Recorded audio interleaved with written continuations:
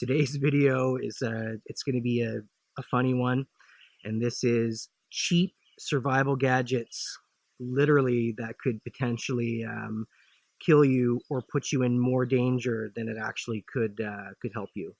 So stick around. We're going to break down this little gadget here, and we're going to talk about if it's got any value whatsoever, or if it's actually more harmful in the long run for inexperienced woodsmen to use this type of tool. So first tool here is this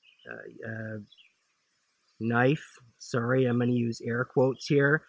And this is the knife that SOL would be relying on you to use in a survival situation. Okay, look at this. I mean, I'll even use a bit of pressure, okay? I mean, if I was starving and dying and I wanted to slit my wrists to just end my pain and suffering, the knife wouldn't even help me with that. Okay, so it's not sharp in any way. They did not give you any type of sharpening functionality here, so therefore it's essentially useless. Flashlight. Can you see the light? No.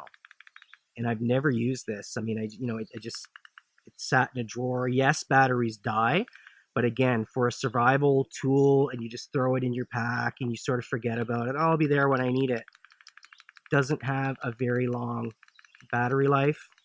So that's strike number 2 on this thing. The Tinder Compartment, okay? So you're supposed to use your fingers to access this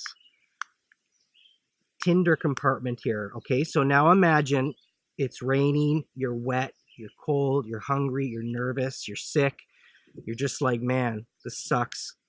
You know, I just want to get this fire going. I cannot open this tinder box with my fingernails.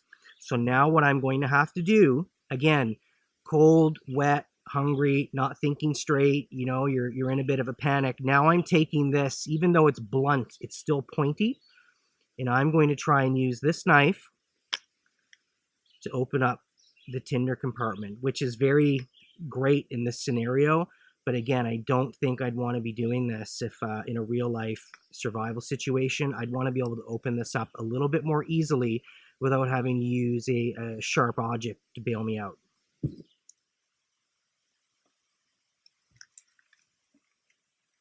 I mean, even right now, honestly, like, and this is just, oh, there, okay, the ferro rod's opening. In a cold weather, it would have been more difficult, but at least I am going to be able to get some sparks with this, and ideally a fire. There we go.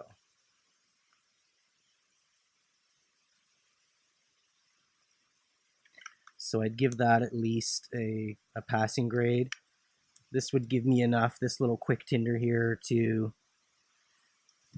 get an actual fire going in a survival situation. So lastly, we've got this little here.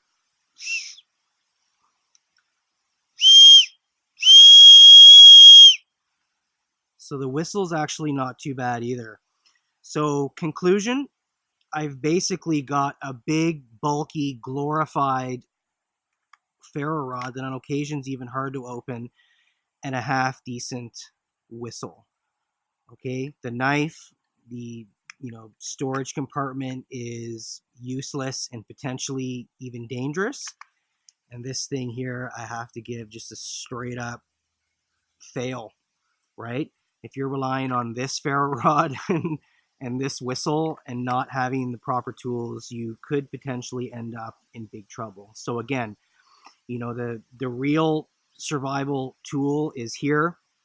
It's in your head. It's what you've learned and picked up, with a combination of the appropriate tools, not, unfortunately, plastic, gadgety, glorified ferro rods.